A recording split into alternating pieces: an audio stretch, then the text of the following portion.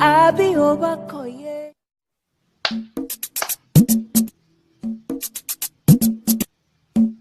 Tanu. Baba. Now me, please help me. Samuel, now you wetin happen? Okay, sit down. Wetin come happen? Baba, see the lady I say I won't marry. He said no, if you marry me again. Baba, I don't tired. You mean say that yellow baby no marry you again? No worry, wait. I go help you. I go give you something. Na. Just wait. Baba, I go thank you.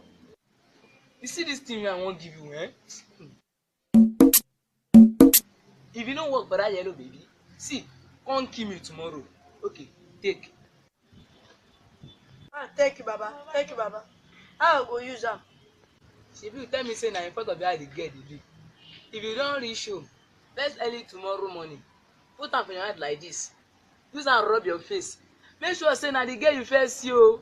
Make sure say na the girl you first see o. Okay, Baba. Thank you.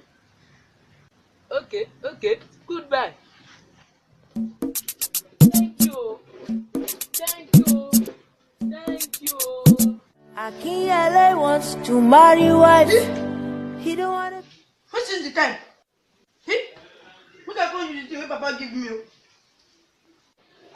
You pay me this to work for me, eh? You told this girl Shakara. Don't tell her say na me go marry her.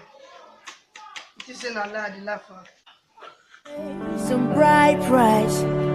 You better find it. Akinyele.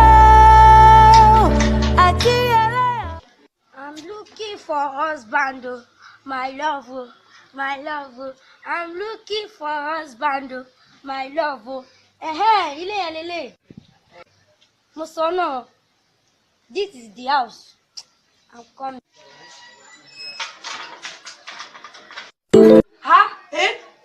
Who is this? Where? Please don't look at my face. Don't look at my face.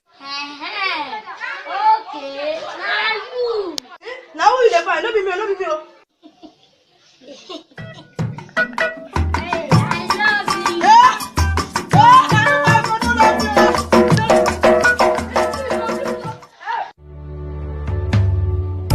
Oh, that's